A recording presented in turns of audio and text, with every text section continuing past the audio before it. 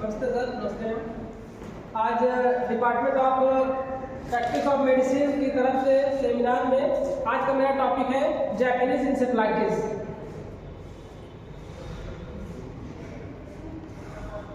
Japanese encephalitis seminar में हम mainly क्या क्या चीज़ कवर करेंगे इसके बारे में थोड़ा सा ब्रीफ समरी है, जिसमें इंट्रोडक्शन, एपिडेमियोलॉजी, कॉजेज ऑफ वो कैसे फैलता है, उसका पैथोजेनेसिस क्या होता है, उसके क्लिनिकल फीचर्स क्या है, उसका डायग्नोसिस कैसे करेंगे, उसको अन्य डिसीज से कैसे उसको अलग करेंगे, उसका मैनेजमेंट कैसे करेंगे, प्रिवेंशन कैसे करेंगे, उसी में मैनेजमेंट प्रिवेंशन में ही अगर हम देख रहे हैं तो होम्योपैथी मैनेजमेंट कैसे करेंगे, उसको ऑर्गन्स क्या रिलेट कर सकते हैं उसको, और उसके रिपर्टरी से क्या रिलेशन है, और कुछ इसकी जो अन्य रिसर्चेज हुई है नई नई उसके बारे में एक रिसर्च को हमने डाला हुआ है, और रेफरेंस बुक में जो है कि हम किन किन बुक्स को क्या कहाँ से पढ़े वो चीज़ें हैं।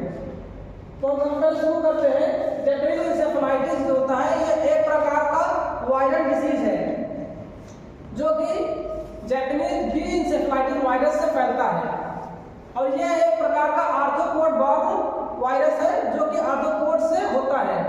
इसमें सबसे पहले इन्फ्लेमेशन यानी कि जापानीज इंसेफेलाइटिस क्या होता है, तो इंसेफेलाइटिस क्या होता है कि इन्फ्लेमेशन इन द ब्रेन में स्वेलिंग हो जाती है, इन्फेक्शन होता है वायरस से, वायरस इन्फेक्शन होने के बाद वायरस जो है ब्लड के थ्रू ब्लड बैरियर को तोड़ते हुए ब्रेन में पहुंचता है और ब्रेन में इन्फ्लेमेशन कॉज करता है, वहाँ स्वेलिंग हो जाती है जिससे कि बुखार हो जाता है। तो उसको जनरली हम एक तरह से दिमागी बुखार के रूप में भी जान सकते हैं। इसमें है इन्फ्लेमेशन ऑफ द ब्रेन और swelling due to viral infection, और Japanese encephalitis one of the leading viral encephalitis. ये जितने वायरल इंसेफेलाइटिस है उसमें काफी ज्यादा फैलने वाला बीमारी है। ये जूनोटिक डिसीज है यानी कि ये जानवरों से फैलता है, यानी कि इसमें वेक्टर्स होंगे और इसमें जानवर इन्वॉल्व होंगे इसके फैलने में। एपिडेमिक इन मानसून, ये मानसून रीजन में एपिडेमिक की तरह फैलता है क्योंकि ये इसका जो वायरस होता है और इसके जो होस्ट होते हैं, इसका जो वेक्टर होता है वो मानसून रीजन में मार्सी हैबिटेट में ज्यादा ग्रो करता है। कॉजेज ऑफ इसका जापानीज इंसेफेलाइटिस वायरस है जिसको जापानीज इंसेफेलाइटिस बी वायरस भी कहते हैं। द आईसीडी कोड 11 जो जापानीज इंसेफेलाइटिस के लिए आईसीडी कोड है वो 1C85 डिसाइड किया गया है इंटरनेशनल क्लासिफिकेशन ऑफ डिसीज के अकॉर्डिंग। वर्ल्ड इंसेफेलाइटिस डे जो है वो 22 फरवरी को मनाया जाता है। इसके बाद एपिडेमियोलॉजी की बात करें हम तो ये जो है जापानीज इंसेफेलाइटिस वायरस जो होता है पूरे एशिया के लगभग एशियाई भागों में जापान हो गया, इंडिया हो गया, पाकिस्तान हो गया, रसिया हो गया, इन सब जगहों पर फैलता है और एक तरह से एपिडेमिक्स के रूप में ये है। तो इसका जो है सबसे पहले फर्स्ट आउटब्रेक जो आया था 1924 में वो जापान में आया था और इसी की वजह से इसको जापानीज इंसेफेलाइटिस कहते हैं। और यहाँ पर WHO के अकॉर्डिंग 10,000 से 20,000 केस पूरे साल भर में रिपोर्ट किए जाते हैं जापानीज इंसेफेलाइटिस वायरस के। अब इंडिया में सबसे पहली बार 1955 में तमिलनाडु में रिपोर्ट किया गया था। उसके बाद 1972 से ये केसेस जो है तमिलनाडु, कर्नाटक, गोवा, असम, पुडुचेरी, वेस्ट बंगाल, उत्तर प्रदेश की मेनली गोरखपुर में जो है ये रिपोर्ट किए गए हैं। और उसके बाद 1978 से यूपी में ये हाईली एंडेमिक के रूप में पूरे इंडिया में यूपी में हाईली एंडेमिक होकर ये उभरता सामने नजर आया। उसके बाद 1978 से 2005 के बीच में लगभग 10,000 मौतें अकेले यूपी में हो गई इससे। फिर जापानीज इंसेफेलाइटिस होता है टिपिकली इफेक्ट करता है बच्चों को जो 15 साल से कम उम्र के बच्चे होते हैं उनको ये ज्यादातर इफेक्ट करता है। जापानीज इंसेफेलाइटिस का मेनली हम लोग एशिया के इंडिया के उत्तर प्रदेश में रहते हैं तो और ये मुख्य रूप से पूरे इंडिया में गोरखपुर में मुख्य रूप से इसका एंडेमिक्स हुआ था, फैला था, जिससे बहुत सी मौतें हुई, जिसको गोरखपुर ट्रेजेडी या 2017 ट्रेजेडी के नाम से भी जाना जाता है। तो उसमें क्या हुआ था कि जापानीज इंसेफेलाइटिस वायरस फैला और वहाँ पर जो BRD मेडिकल कॉलेज है वहाँ पर लोग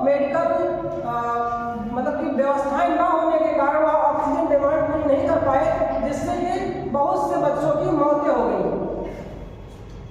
जो बहुत ही सामने भर कर आया था। तो गोरखपुर में जो जापानीज इंसेफेलाइटिस है वो 1978 से देखा जा रहा है, और मेनली ये जो है वहाँ पर भी क्यूलेक्स मॉस्किटो, हम आगे बताएंगे कि जो है इसका कॉजेटिव ऑर्गेनिज्म क्या होता है।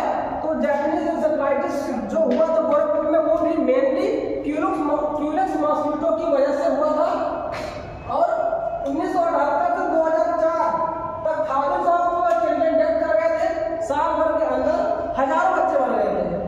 2005 तक जो है लगभग 1500 बच्चे मर गए थे, और 2010 से 2016 तक जो है इसका आउटब्रेक बहुत ज़्यादा बढ़ता रहा। यद्यपि कि वैक्सीनेशन हो रहा था, लेकिन उससे रुक नहीं पाया, बहुत ज़्यादा बढ़ता रहा। और 2017 में जाके हुआ 2017 का ट्रेजेडी, तो उसमें बीआरडी कॉलेज मतलब केसेस बहुत ज़्यादा बढ़े अचानक से। और बीआरडी जो मेडिकल कॉलेज है वहाँ पर पीडियाट्रिक्स डिपार्टमेंट था, वहाँ पर बहुत सारे बच्चे भर्ती हुए, लेकिन वहाँ पर मेडिकल ट्रीटमेंट सही से ना होने के कारण उनकी व्यवस्थाएं सही से नहीं थी, तो बहुत से बच्चों की मौत होगी। लगभग 5-6 दिन में 70 बच्चों की मौतें हुई, लगभग 60 बच्चे जो है मर गए ऑक्सीजन की सप्लाई ना होने के कारण। और वहाँ पर ऐसा क्यों हुआ? क्योंकि वहाँ पर पानी जो है जमा रहता था, स्टैंडर्ड रहता था, और बहुत से पिग फार्म्स थे, और यहाँ पर जो है, और इसमें पिग इसलिए दिया है क्योंकि इसका पिग जो होता है, पिग एम्प्लीफायर होता है, इसको फैलाने में बहुत ज़्यादा मदद करता है।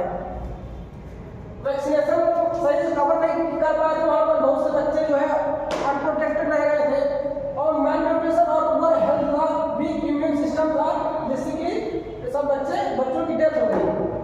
और वहाँ का वीक हेल्थ केयर इंफ्रास्ट्रक्चर पर, जैसे कि मैंने पहले बताया,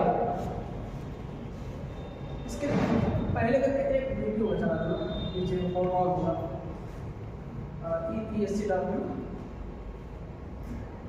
किसमें होगा।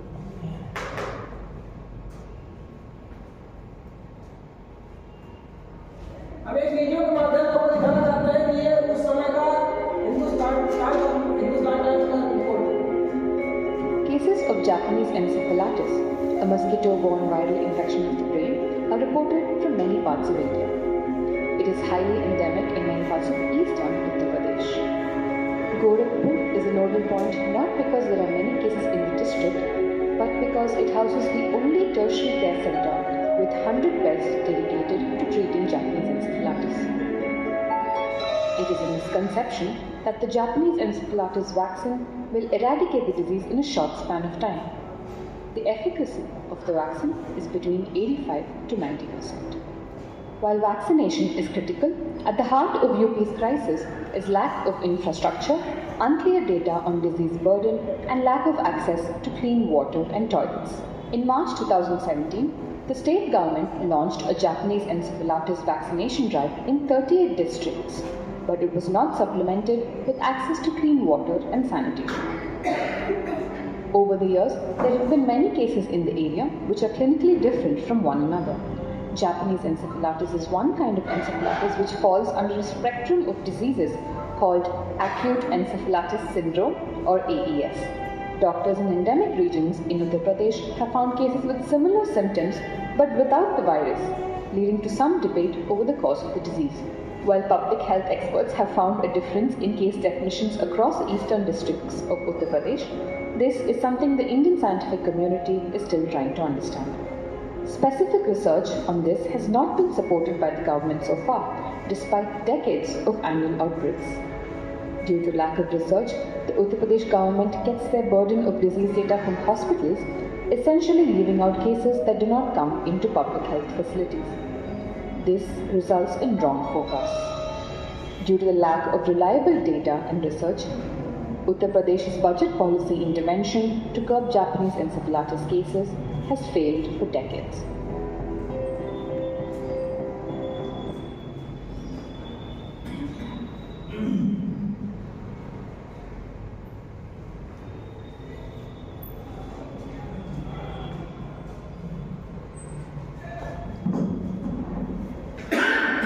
अब इसके बाद हम बात करेंगे कि कॉजेटिव ऑर्गेनिज्म क्या होता है। तो इसका causative organism Japanese encephalitis virus होता है। तो उसके बारे में हम पढ़ेंगे। तो जो जापानीज इंसेफेलाइटिस वायरस होता है,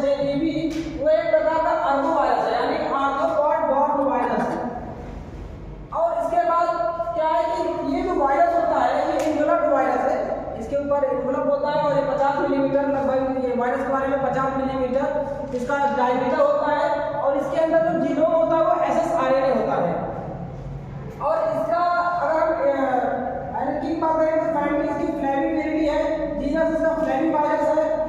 और जापानी एन्सेफेलाइटिस वायरस जो होता है उसके जो वेक्टर्स होते हैं, वेक्टर इसका मॉस्किटो होता है। मॉस्किटो के लगभग 16 स्पीसीज में ये जापानी एन्सेफेलाइटिस वायरस वेक्टर के रूप में वो मॉस्किटोस काम करते हैं, जिसमें से 10 स्पीसीज होती है क्यूलेक्स की होती है और 3 स्पीसीज एनोफिलिस की होती है और 3 स्पीसीज मेलासोडिया की होती है।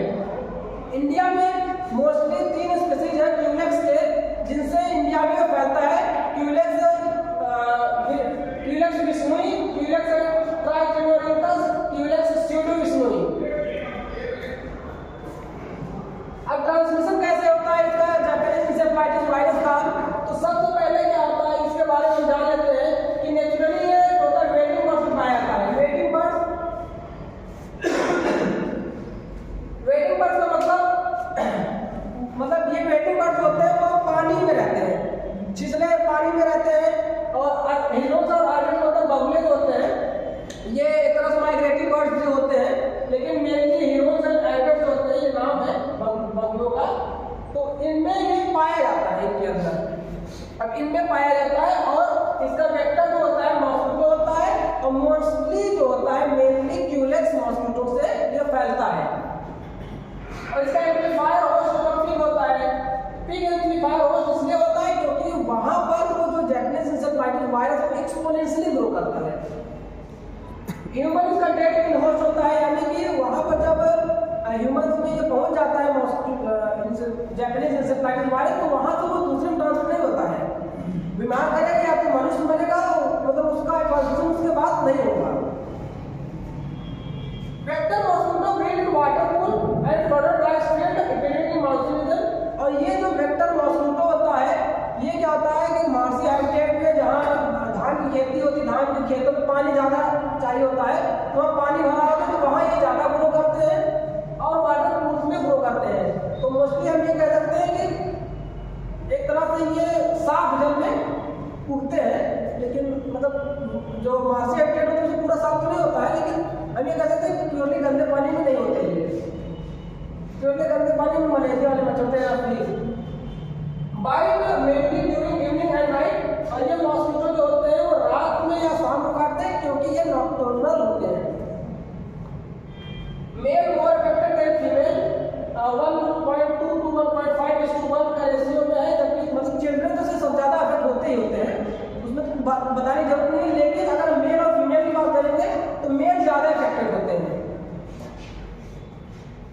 और male transmitted by organ donation and blood transfusion. और इसका जो ट्रांसफ्यूजन है या तो मच्छर काट ले उससे हो सकता है, या फिर आप ब्लड ट्रांसफ्यूजन कर रहे हो या फिर ऑर्गन ट्रांसफ्यूजन कर रहे हो उससे हो सकता है। क्योंकि जब वायरस किसी के ब्लड में है, अगर उस ब्लड को दूसरे के शरीर में चढ़ाओगे, उस ब्लड को ले जाओगे ब्लड बैंक में रखोगे तो फैलने की संभावना बनी रहती है में। और एक टेम्परेट रीजन में सीजनल आउटब्रेक के रूप में काम करता है। टेम्परेट रीजन जहाँ पर मौसम लगभग सामान्य बना रहता है। ट्रॉपिकल और सब ट्रॉपिकल रीजन में स्पोरेडिक केस के रूप में भी होता है, लेकिन वो रेनी सीजन में पीक पे होता है। गोरखपुर का एरिया सब ट्रॉपिकल रीजन में आता है, लेकिन इस रूप में स्पोरेडिक रूप में बनता तो है, लेकिन वहाँ पर इंडेमिक के रूप में वो विस्तृत है। अब हम इसके थोड़ा सा लाइफ साइकिल के बारे में बात करते हैं। तो ये हो गए हमारे वेटिंग बर्ड्स।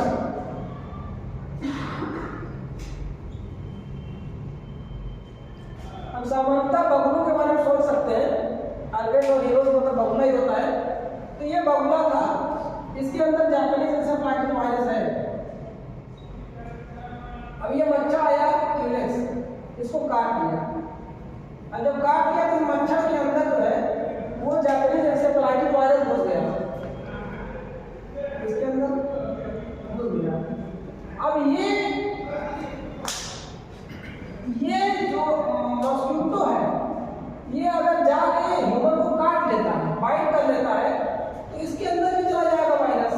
एक ये इन्फेक्शन ऐसे डायरेक्टली हो सकता है, एक ये भी हो सकता है कि ये यहाँ से मच्छर काटा और ये मच्छर जो है ये जाके पिग्स को काट लिया। पिग्स को काटे